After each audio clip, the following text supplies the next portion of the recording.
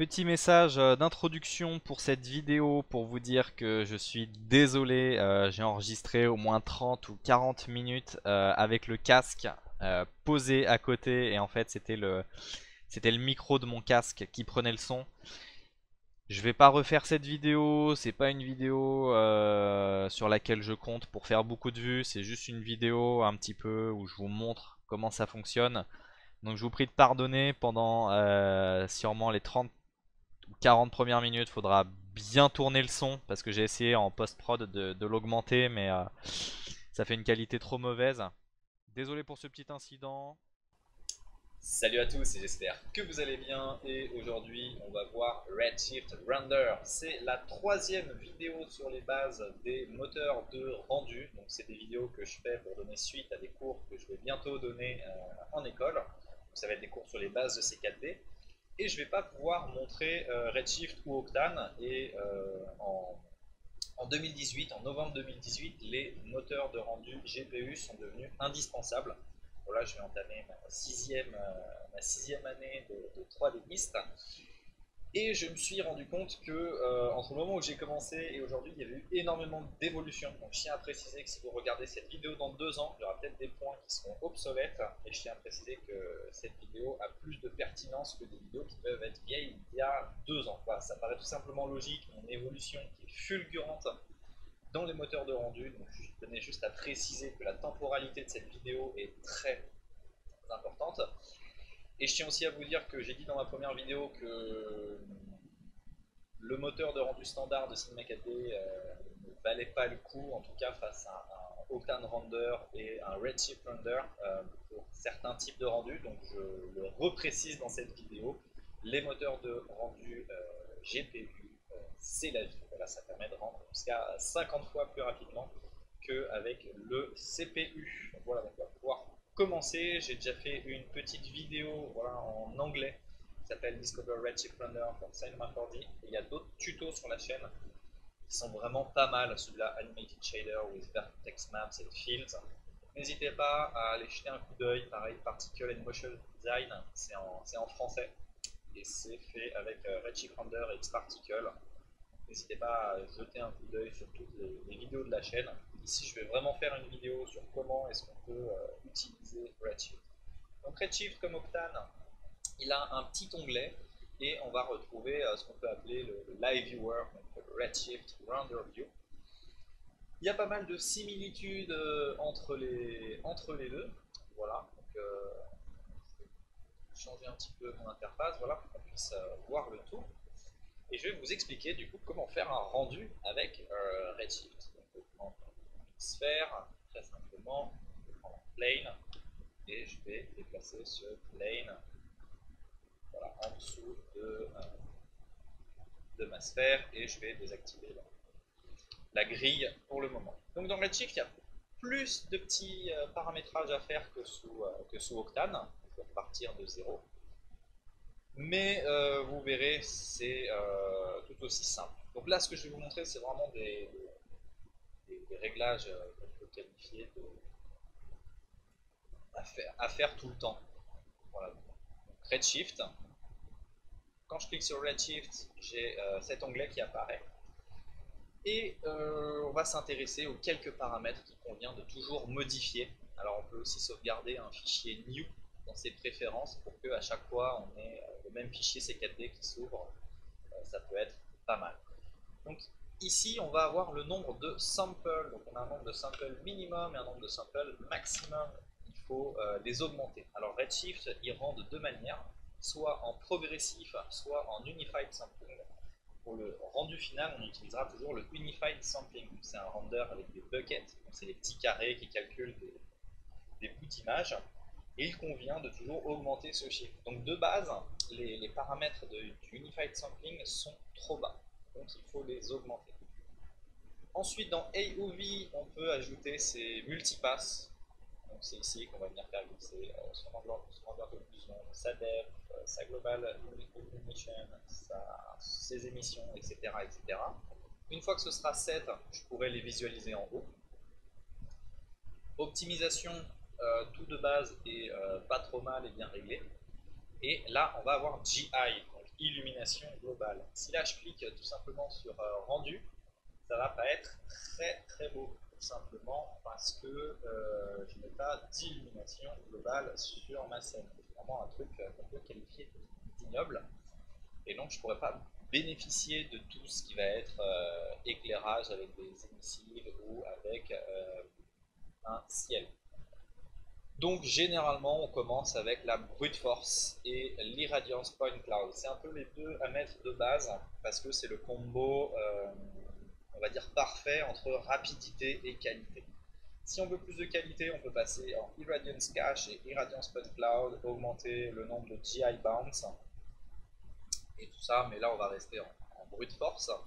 Irradiance Point Cloud, je vais mettre 3 GI Bounce et je vais augmenter le nombre de rays dans brute force GI. Voilà. Ensuite, eh ben, ce sera bon. Mais ça, c'est des trucs à tout le temps faire de base. Et donc, pour éviter à chaque fois de refaire ces mêmes paramètres, je vous conseille d'ouvrir les préférences de Cinema 4D et enregistrer un fichier qui s'appellera New. Donc, vous allez faire un peu toute votre popote. Moi, je l'ai fait du coup avec le moteur de rendu classique, avec Redshift et avec Octane.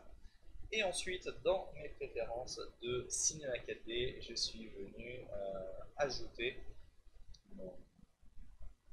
mon fichier new. Donc là, Open Preference Folder. Alors, il est vraiment long, hein, désolé. Ce qu'il m'a ouvert ici. Voilà, et là j'ai un fichier qui s'appelle new. Voilà, new.c4d. Et donc à chaque fois que j'ouvre un nouveau fichier C4D, eh bien c'est ce fichier qui va s'ouvrir et donc il aura sauvegardé tous mes paramètres de rendu. Donc voilà, c'est juste pour vous dire, faites-le une fois, augmentez de base ces samples, activez de base une petite illumination globale et, set, et faites un petit set des multipass que vous utilisez tout le temps. Moi c'est ce que j'ai fait, du coup quand je le lance, voilà, j'ai mes AOV, j'ai ma GI, et ça c'est quand même pratique.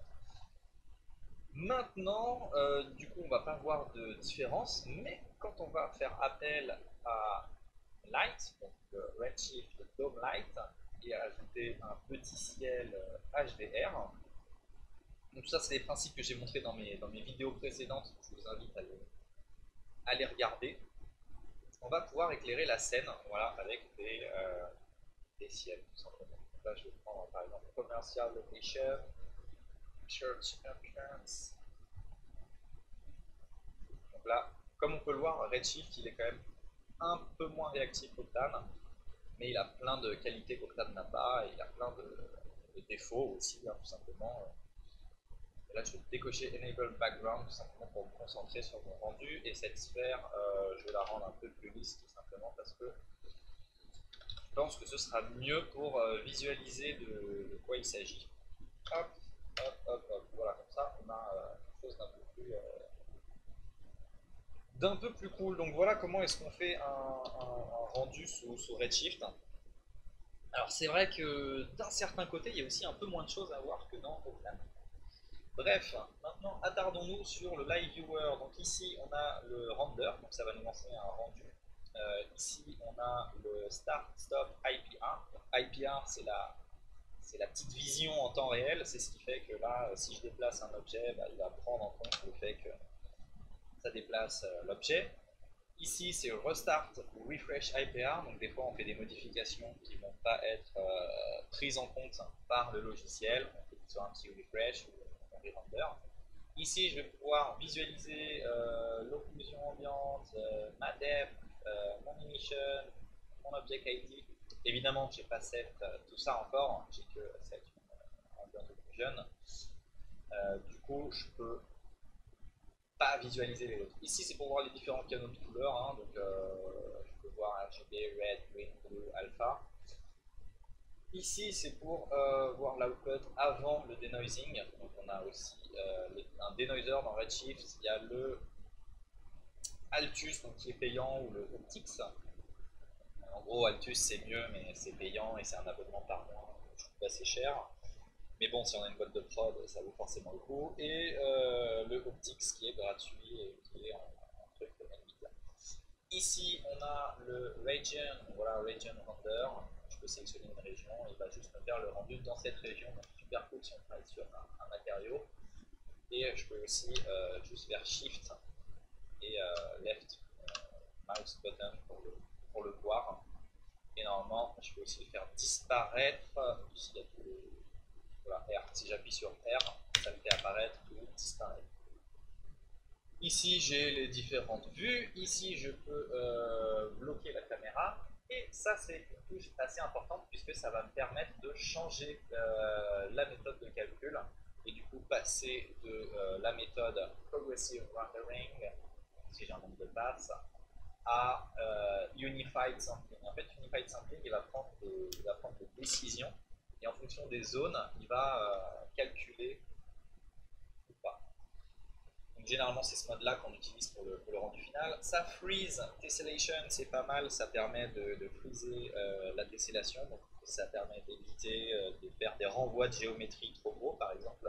Si on update un matériau et qu'on veut juste changer le look du matériau sans qu'à chaque fois il nous change, je sais pas, la géométrie, etc., etc., ça veut beaucoup utiliser ça.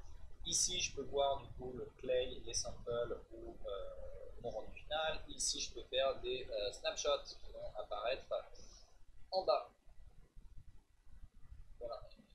Pourquoi ils doivent... Ah oui, parce qu'il faut que je take snapshot. Et donc, je peux faire plusieurs rendus et à la fin, je vais pouvoir les comparer. Donc, vous voyez, il y a vraiment les mêmes choses que Octane Render, c'est juste présenté d'une manière un peu différente. Et ça, pareil, sur Octane Render, je crois que je ne vais pas montrer dans ma vidéo, mais ça se trouvait en haut à droite dans les petites infos. Les différents modes de scaling de mon rendu, on a Original Size, donc là il va prendre la taille de mon rendu. Donc ici je suis en 1280 par 720. Je peux mettre en Fixed Scaling, donc il va prendre cette taille et il va l'adapter. Donc ici il la met à 50%, donc en gros je suis à une résolution 2 fois inférieure à celle-ci. On a le Fit Window, donc là il va s'arranger pour remplir toute la fenêtre. Et on a le fill window. Voilà, c'est encore plus long. Donc généralement, on utilisera le fixed scaling. Voilà. Hop. Je vais maintenant vous montrer un petit peu la suite. Du coup, on a vu tout ce qui était relatif au Live Viewer. Et pour créer un matériau dans Redshift, malheureusement, je ne peux pas faire de clic droit comme sur Octane. Il faut que j'aille dans Create, Redshift. Et là, je vais pouvoir me créer mes différents matériaux. Donc, je vais créer un premier matériau. Et ce matériau, je vais le faire glisser sur mon objet. Et là, voilà, on voit que ça prend mon décor. Redshift, on peut que bosser avec le shader graph. Voilà, j'ouvre le shader graph et je vais avoir accès à tous mes différents nodes et mes paramètres. Pour avoir un live viewer un petit peu plus rapide, je peux aussi aller dans View et dans IPR Undersampling. Il va faire un undersampling sur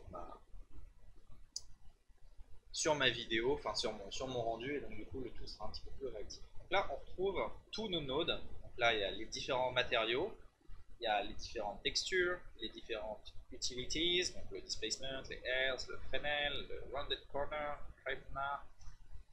Et ce qui va être aussi intéressant, c'est tout ce qui va être matte et color. Donc c'est ici qu'on trouvera le invert, tous ces trucs qui sont assez intéressants pour les textures. Et ici, on trouvera par exemple le color correct, ce genre de choses. Donc ça, c'est notre matériau de base. On a quelques petits presets pour voir un petit peu comment ça fonctionne. Glass, on a tint glass, on a pas mal de choses, waiter, plastique, aluminium. Donc à chaque fois, on voit un petit peu comment ça agit, comment ça change. Ça, c'est plutôt marrant et puis ça vous permet d'avoir une idée un petit peu de comment on gère les matériaux, donc avec diffuse, color. Donc là, je peux faire des mix ici. Voilà comment est-ce que le matériau métallique fonctionne. Il faut savoir que le système est assez différent d'un Octane.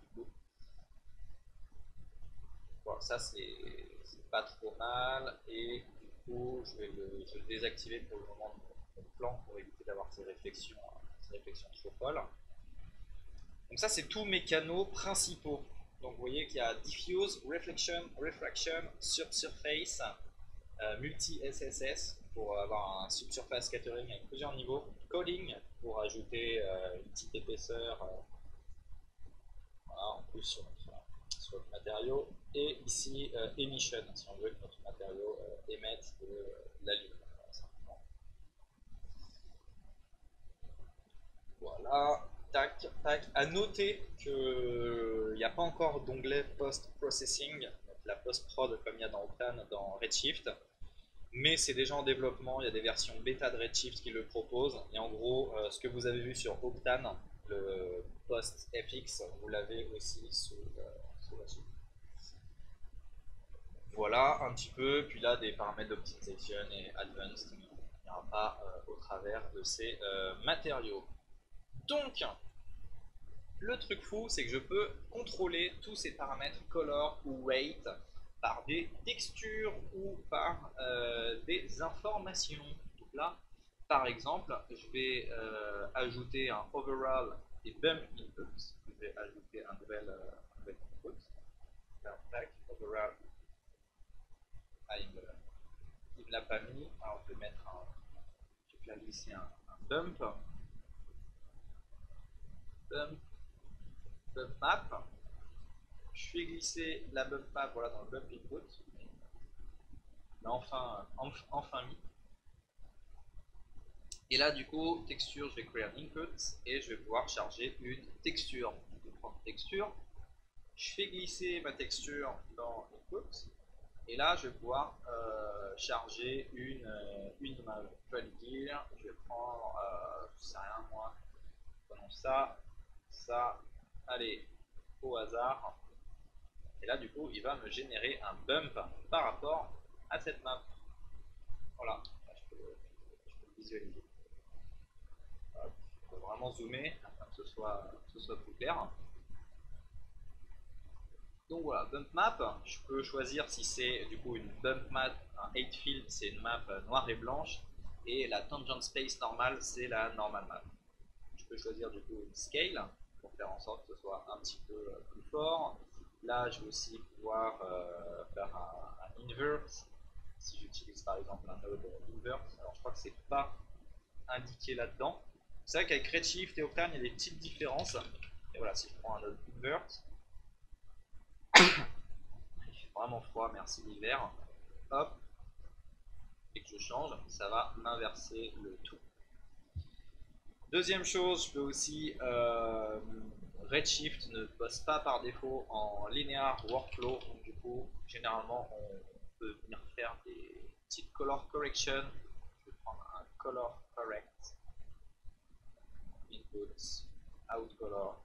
Voilà, je sais que c'est très compliqué, mais j'espère vraiment que vous avez regardé mes deux vidéos précédentes, parce qu'au final c'est un peu la continuité de ce qu'on a pu voir auparavant. Voilà, puis si j'ai envie de changer la projection, je vais par exemple prendre le triplanar. Hop. Texture, je vais mettre image X, et là je vais mettre input. Et du coup, en fait, le triplanar, je peux cocher each image en same axis. Le principe du triplanar, c'est que ça me fait une image comme ça et ça me les blend. Là, je peux changer après du coup en offset, une rotation. Voilà, ça me permet de créer d'autres choses et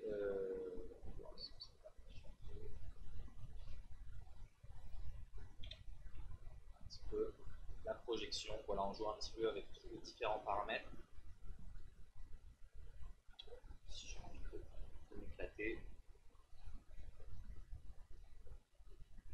Voilà, là j'ai quelque chose qui ressemble, je sais pas, à une peau de lézard ou un bon petit matériau. Donc là, j'ai juste ajouté quelque chose dans le bump input. Regardez, on a accès à absolument tous les paramètres qui sont ici sont contrôlables. Par exemple, si je veux aussi le rentrer cette map et la rentrer directement dans Base Properties Reflection Roughness, je vais pouvoir contrôler la roughness de ma texture à l'aide de cette map. Si je veux par exemple faire différentes couleurs, je vais pouvoir prendre par exemple le color layer, ça rien moi, color layer, base color, couleur. Ça va être horrible, hein, désolé, mais c'est vraiment pour des sujets d'éducation. Je vais mettre mon color dans reflection, reflection, reflectivity. Et là, je vais du coup pouvoir prendre mon triplanar et le mettre dans layer 1 mask. Et voilà, et je me suis créé un petit masque du coup avec le rouge et le vert. Je vais avoir un peu plus de goût et faire des mélanges qui soient un petit peu plus sympathiques. Donc en fait, Redshift, il apporte, il y a certaines limitations qu'on va avoir qu'on va pas avoir sous Octane, et en même temps, il y a plein de choses qu'on peut faire qu'on peut pas faire sous Octane. J'ai vraiment pris la voie de très déjà vu, j'avais l'impression que c'était horrible. Voilà donc un petit matériau créé pour vous montrer comment ça fonctionne. Et ce qui est vraiment super cool, c'est qu'on a un Material Blender. Alors, contrairement au Octane Material où on a plusieurs matériaux et on a des mix mat et on a plein de matériaux, le Material Redshift, on peut blender plusieurs matériaux soi-même dedans et à la fin il n'y a qu'un seul matériau ici. Ça c'est pas mal aussi je trouve. Donc là je vais juste changer ça. Ça je vais le mettre dans Base Color. Ça, ce matériau, j'en sais rien, prenons du gold, parce qu'on aime bien l'or. Voilà, c'est un truc qu'on aime. Qui n'aime pas l'or. Et je pense qu'on s'en fout. Mais je vais le mettre dans Layer Color 1. Donc là, il va me faire un mix entre les deux, ou même pas, parce que j'ai pas de blend. Et là, du coup, il faut que j'aille ajouter un blend. Donc là, je vais par exemple prendre un noise. Et ce noise, je viens le mettre dans Layer Blend Color. Voilà, et là j'ai un blend entre les deux. Voilà, je peux inverser les deux. Tac. Le gas, c'est un peu le mix entre les deux.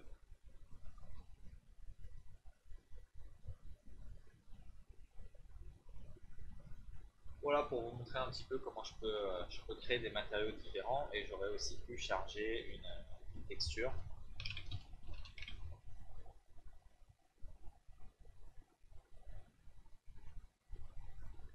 Je vais prendre une autre voltaïque, hein, tout simplement. Je vais remettre un node color correct pour corriger le gamma. En fait, le gamma est correct sur les images, par exemple en EXR, mais sur des PNG ou des JPG, il ne sera pas forcément correct. Et voilà, là je vais avoir un blending entre les deux. Là j'attends un petit peu. Ça ne se voit pas très bien. Je vais faire appel du coup au triplanar. Hop, rassurez-moi, hein, c'est bien bon. Base color, layer color. Et il fallait que j'ajoute ça dans blend color. Quel idiot que je fais. Là dans blend color, j'ai écrasé un truc sans faire exprès. Et là du coup, ce matériau c'est dans layer color. Voilà. Désolé, c'est la concentration. J'ai enregistré les trois parties de la vidéo aujourd'hui. Je sais, j'ai pas d'excuses, j'aurais pu faire une pause, mais vraiment, je voulais que les élèves aient absolument toutes les cartes en main pour apprendre, pour au moins avoir une idée des trois moteurs de rendu, principaux. Et là, c'est vraiment pas mal. Et dans Bump Map, on peut aussi utiliser un Bump Blender. Enfin, voilà un petit peu comment on crée des matériaux sous Redshift. Ça, c'est pour créer des matériaux.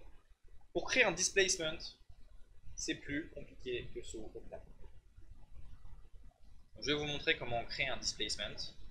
Redshift, Material, Material, Edit Shader Graph. Et là, je vais écrire Displacement. Alors, contrairement à Octane, on peut voir qu'on a un Displacement Blender. Et ça, c'est cool. Je vais pouvoir faire des blendings entre plusieurs displacements. Le displacement, il va directement dans l'output. Là, il va dans Displacement. Et là, je vais pouvoir charger une map. Du coup, je vais prendre une texture. Et je vais aller charger une super map de notre pack qu'on a sorti avec Sylvain. Voilà, qui est en réduction de 50%. Donc c'est un steampunk pack, voilà, qui permet d'ajouter ces détails. Et avec le code MDC, vous aurez une réduction. Et si vous ne voulez pas l'acheter, c'est absolument pas grave, ça nous servira juste d'exemple pour ce tutoriel. Hop, donc là je fais tout simplement glisser ma texture. Hop, hop, directement. La out color, je vais le mettre dans texture, text map. Et là, il ne se passe absolument rien. Parce que dans Redshift, pour avoir un displacement sur un objet, il faut tout simplement aller dans Object, ajouter un tag, Redshift tag, Redshift Object, et dans Géométrie, cliquer sur Override, et là je vais cliquer sur Tessellation, c'est la subdivision, et sur Displacement. Et là, back in the game, je suis dans la capacité de visualiser ce qui se passe avec mon displacement. Enfin, je peux même augmenter et on a aussi des paramètres de contrôle du coup ici sur maximum displacement, displacement scale, qui sont des sortes de multiplayer. Et là, voilà, j'ai mon objet. Et donc là, je peux visualiser le pack et tous ces détails.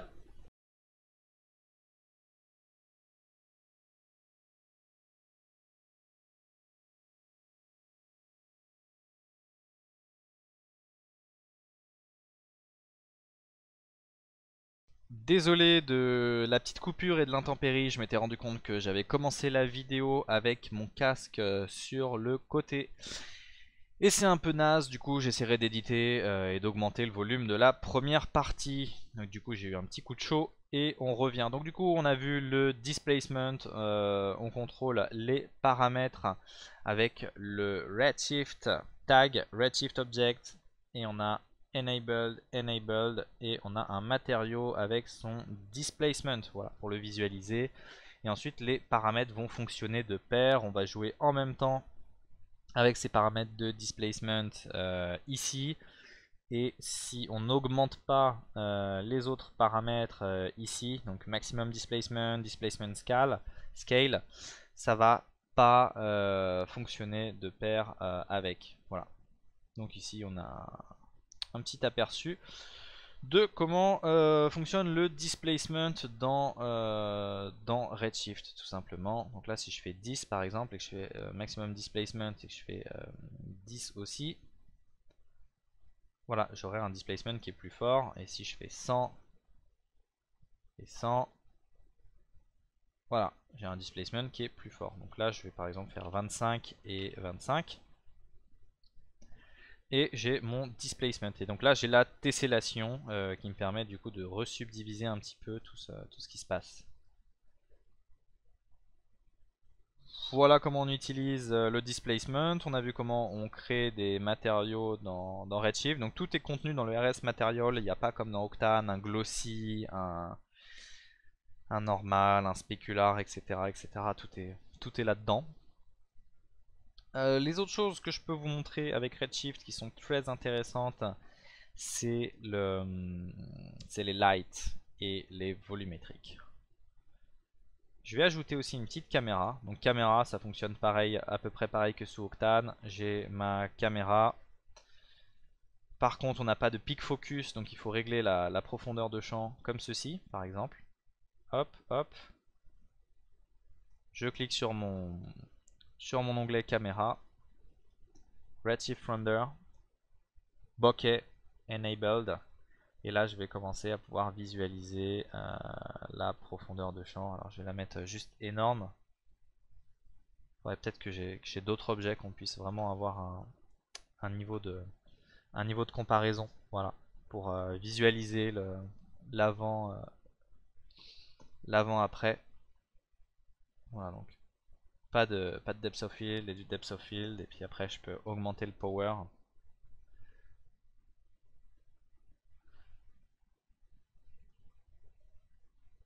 Voilà, comme ça j'ai un depth of field hyper bien marqué. Je peux ajouter des bokeh images donc pour me créer une aberration chromatique. Blade count, c'est pour créer des effets de blade. Donc du coup, au lieu que ça fasse un rond, ça va me créer différentes shapes sur mon shutter blade. Distorsion, c'est pour distordre mon image. Dans le futur, enfin c'est en bêta, il y a l'onglet post-production. Et dans exposure, je peux contrôler quelques petits paramètres. Et pareil, il me semble que comme dans Octane, ils vont ajouter un petit paramètre avec plus de contrôle, la possibilité d'ajouter des luttes, etc., etc. Les volumes. Pour créer du volume dans Redshift, il faut créer un Redshift Environment. Je peux créer un fog en allant sur mon Dome Light, dans Volume, et simplement en augmentant le Contribution Scale, je vais créer du volume, voilà, du brouillard. Donc ça c'est la première manière de créer du brouillard. J'ai aussi ajouté de l'atténuation, comme ça mes paramètres de fog seront pris en compte aussi. Voilà, donc là j'ai un vrai brouillard. Et ce qui est assez intéressant, c'est que ça je vais le mettre à 0,5 et ça je vais aussi le mettre à 0,5, que ce soit un peu moins fort. C'est que je peux aussi émettre des volumes depuis mes lumières. Et ça c'est quand même super cool. Donc là je vais prendre par exemple la point light. Hop, c'est un peu le chaos. Elle est où ma point light? On m'a carrément changé l'affichage de ma scène. Je vais repasser en... Ouais, je vais passer en hidden line.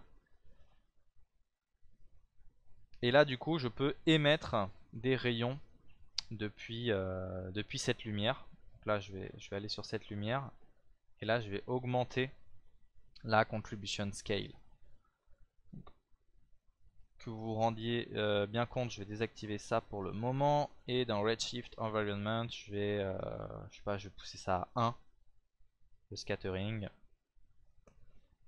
Et là, voilà, on visualise du coup notre lumière qui est une petite lumière volumétrique très très sympathique. Voilà, et on voit bien qu'il y a un vrai effet, volumétrique. Je vais aussi augmenter sa force, voilà, qu'on puisse vraiment visualiser ce qui se passe. Voilà, donc ça c'est la super force de Redshift, c'est ce côté lumière volumétrique. On l'a aussi dans Octane, mais regardez la vitesse de rendu, c'est juste... les volumétriques sont super propres et sont super rapides. Donc c'est juste du bonheur pour travailler. Là je peux changer la couleur, je peux dupliquer une lampe, je peux lui rechanger sa couleur aussi, j'en sais rien, je prends un truc bleu. Et du coup je peux vraiment me créer des scènes super sympas. Je sais que sur Instagram à un moment, je dis sur Instagram mais pas que sur Instagram, mais Beeple était passé de Octane à Redshift. Et il y avait toute une série de petits visuels. Et on sentait à la lumière qu'il était passé à Redshift. Alors c'était peut-être il y a un moment. Je sais, on fait pas mal de digressions dans les cours, mais je pense que c'est dans les vidéos, je pense que c'est vraiment important, surtout que ces vidéos sont pas vraiment des tutos comme les autres tutos qu'il y a sur la chaîne. C'est plus des vidéos en complément à prendre comme du bonus. Alors je me souviens de son premier rendu Redshift, hein, c'est pour ça que je descends aussi bas. Maintenant je sais pas s'il est revenu à Octane, je pense qu'il fait un mélange des deux. Ça typiquement c'est du Redshift. Ça, tout ça, c'est magnifique. Ça aussi, c'est du Redshift. Regardez tous les volumes.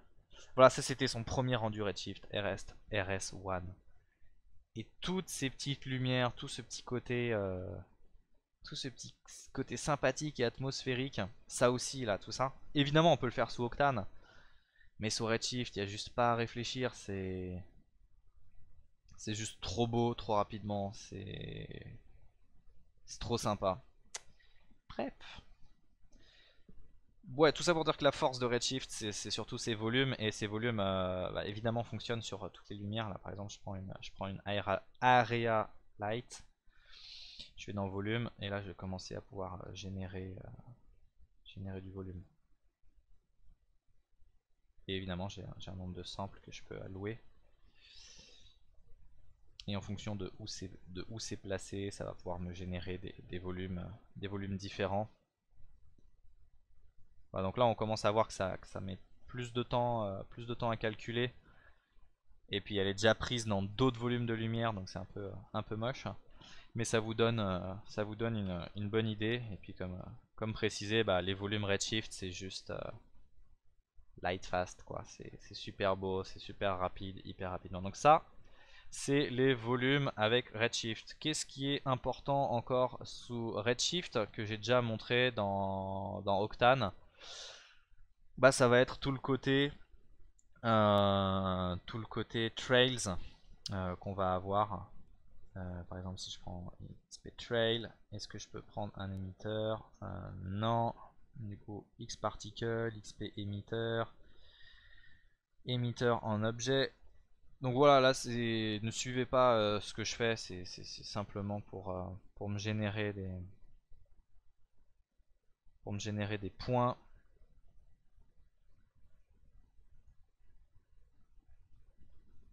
Voilà, j'ai juste envie de Mirex by distance.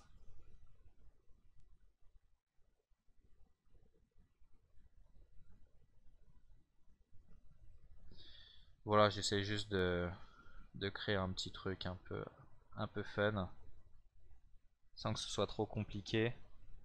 Ça me paraît pas mal. Et donc ça, je peux le rendre avec Redshift, simplement en faisant un clic droit, Redshift tag, Redshift object, curve, air strands, et là, hop, je visualise le tout, et je peux lui appliquer bien évidemment un matériau. Donc là, ça... Ah oui, c'est vrai que c'est un matériau pas top, avec du displacement, je vais juste mettre un matériau plutôt simple. Hop.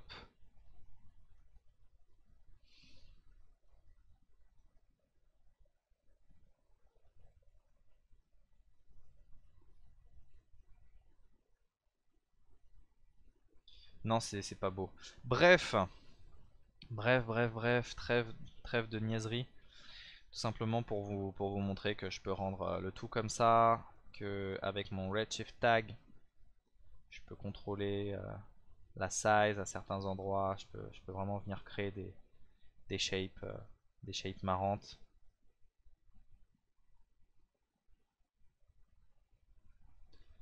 Et le tout, voilà, va pas forcément prendre de géométrie.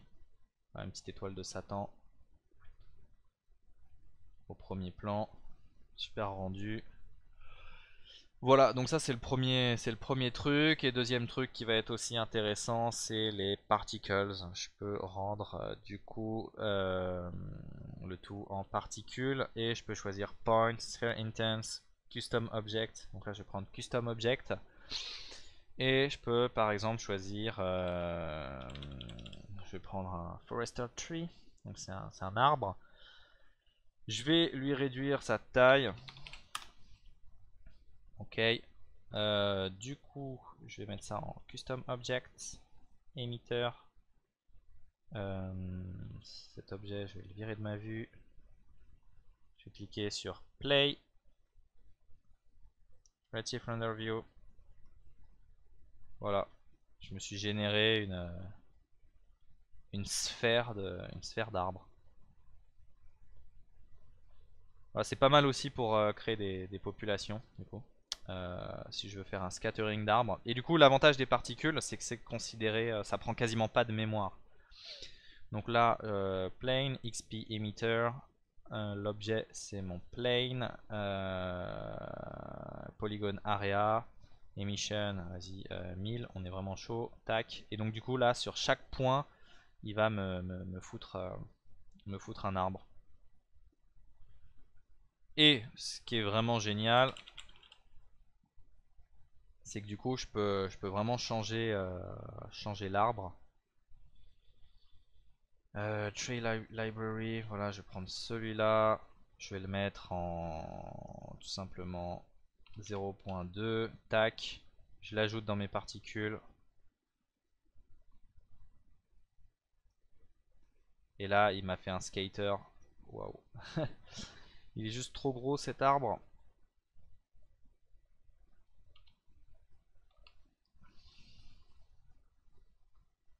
Voilà, il m'a fait un skater avec le mélange des deux types d'arbres. Et je peux faire un skater avec autant d'objets de mon choix. Et bon, pour le moment, c'est vraiment moche. Mais je peux ajouter encore une fois pas une area light, mais une dome light.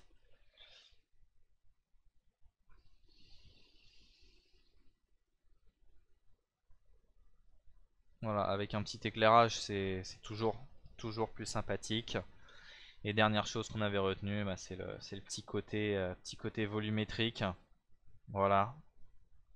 Là, on est un grand artiste d'Instagram. Hop, volume. Redshift Environment. Et voilà. Et voilà, c'est super.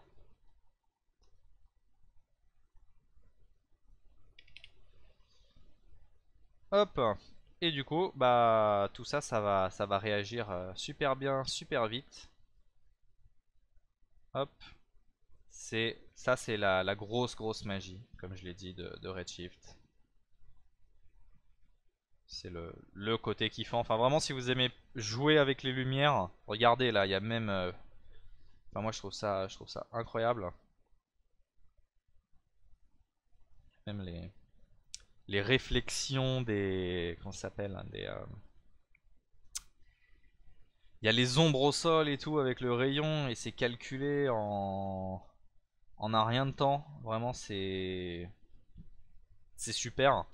Moi, Redshift, je l'utilise un peu plus maintenant. Aussi parce qu'il permet par exemple dans Houdini de récupérer des attributes, chose qu'on peut pas forcément faire dans Octane. Et voilà, je vais vous montrer peut-être quelques trucs faits avec Redshift qui passent, euh, qui passent bien, qui ont été faits récemment. Laissez-moi chercher. Bah ça par exemple, c'est c'est du Redshift, ça passe bien. Ça c'était du Redshift aussi, ça passe moins bien mais c'est cool. Voilà, il y a quelques petits rendus, là je les ai pas forcément sous la main. Voilà, il y avait ce genre de pattern aussi, sympathique. Ça aussi. Je suis dans mes dossiers là. Euh, Ça aussi, bon celle-là je l'aime un peu moins, la sphère est trop simpliste, mais les montagnes sont cool et il y a les volumétriques. Donc voilà, Redshift, dès que vous avez un petit côté Atmo, je trouve ça pas mal du tout là, comme là. Et là, ouais, regardez, c'est ça j'adore. Voilà, je pense qu'on a un peu fait le tour sur Redshift. Je m'excuse pour le début de la vidéo qui avait un petit peu un son moins bien. Après, je vais essayer de me débrouiller dans After Effects. J'espère que cette vidéo vous a plu. N'hésitez pas à regarder les deux précédentes. Et on se retrouve très bientôt pour de nouvelles vidéos. Ciao!